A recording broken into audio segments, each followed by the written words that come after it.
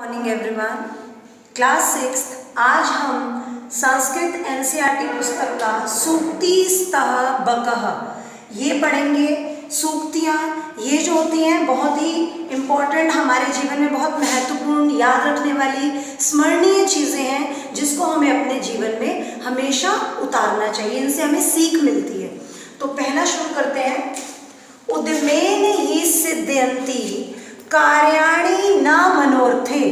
तो उद्यमेन का अर्थ है परिश्रम, सिद्ध्यन्ति सिद्ध होते हैं, कार्याणि कार्य, न मनोर्थे। न मनोर्थे मतलब सिर्फ इच्छा करने से ही नहीं होता। तो इस पंक्ति का अर्थ है कि उद्यमेन ही सिद्ध्यन्ति कार्याणि न मनोर्थे, कि परिश्रम से ही सारे कार्य सिद्ध होते हैं, ना कि मनोरथ, ना कि सिर्फ इच्छा करने से, सिर्फ सोचने से। इसके विपरीत न ही सुप्तस्य सिंहस्य प्रविशन्ति मुखे मृगाः। इसमें देखते हैं, न ही सुप्तस्य, सुप्तस्य का अर्थ है सोए हुए, सिंह का अर्थ है शेर, प्रविशन्ति मतलब प्रवेश करना, मुखे मुंह में, और मृग का अर्थ है हिरण। तो जिस प्रकार सोए हुए शेर के मुंह में हिरण स्वयं यानी कि अपने आप प्रवेश नहीं कर सकता, उसी प्रकार इस पूरे का भाव यह है कि हमें मेहनत करनी चाहिए, तभी हमें उसका फल मिलेगा, तभी हमें अपने परिश्रम का फल मिलेगा, ना कि सिर्फ मनोरथ यानी कि सिर्फ इच्छा करने से नहीं होता सब। इसीलिए हम पढ़ेंगे तभी हमारे अच्छे मार्क्स आएंगे, अदरवाइज सिर्फ सोचने से कुछ नहीं होगा। अगला देखते हैं। पुस्तके पठितः पाठ जीवने नैव साधितः।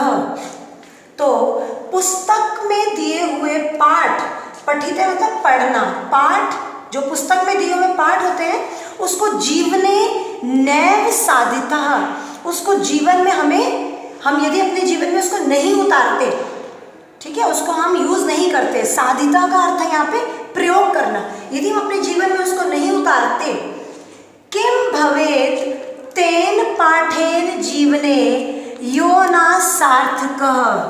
तो उसका कोई सार्थक मतलब उसका कोई अर्थ, न सार्थकः तो उसका कोई अर्थ नहीं होता।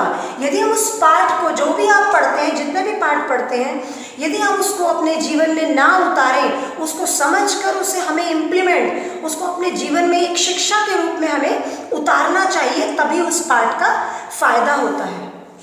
अगला देखते हैं तीसरा। प्रिय वाक्य प्रदानेन सर्वे तुष्यन्ति मानवाः। तो प्रिय वाक्य प्रदानेन यानी कि प्रिय वाक्य बोलने से, सर्वे सबको, तुष्यन्ति मानवाः सबको यानी कि क्या होता है, तुष्यन्ति संतुष्टि, सबको तसल्ली, यानी कि यदि हम प्रिय वाक्य बोलेंगे तो सबको अच्छा लगता है, सब खुश होते हैं, प्रसन्न होते हैं। और उसी प्रकार तस्मात्, तस्मात् का अर्थ है इसलिए, प्रियम ही वक्तव्यम वचने का दरिद्रता।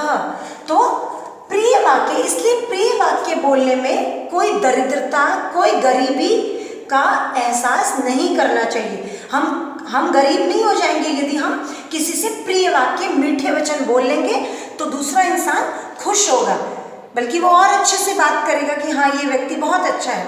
तो इसीलिए इसका भाव ये है कि हमें हमेशा प्रिय वाक्य बोलने चाहिए। फोर्थ वाला देखते हैं।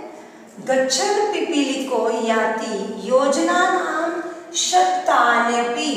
तो गच्छन् जाता हुआ, पिपीलिको नर चींटी जाता हुआ योजना नाम दूरी तय करता है 100 कोस की, यानी कि 4 किलोमीटर, यानी कि वो छोटी सी चींटी, यदि नर चींटी जो है वो इतनी लंबी दूरी तय कर सकती है, तो इसके विपरीत अगच्छन् ना चलता हुआ, वैन्त्यपि यानी कि गरुड़, पक्षियों का राजा जो गरुड़ है वो पदमेकं न गच्छति, और वो यदि ना चाहता हो, यदि वो नहीं चाहता तो वो जरा सा भी आगे नहीं बढ़ सकता, बिल्कुल भी आगे नहीं बढ़ सकता यदि वो नहीं चाहता। हालांकि वो उड़ सकता है, दूर जा सकता है चींटी के मुकाबले, लेकिन यदि वो नहीं चाहता तो वो दो कदम भी आगे नहीं बढ़ सकता। तो कहने का भाव है कि यदि हम चाहें, यदि हम परिश्रम करना चाहें तो हम कर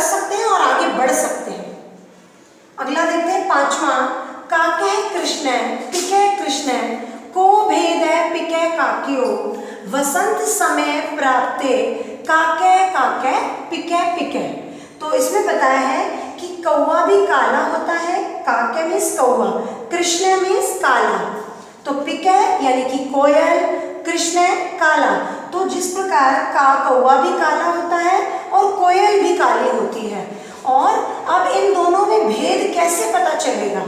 तो इन दोनों में भेद बताने के लिए वसंत समय प्राप्ते यानी कि वसंत ऋतु जब आती है तो उस समय इन दोनों के बीच में भेद पता चलता है। अर्थात जब दोनों अपनी अपनी आवाज में बोलते हैं तो कौवा जो होता है उसकी कर्कश आवाज होती है जो सुनने में ज्यादा अच्छी नहीं लगती।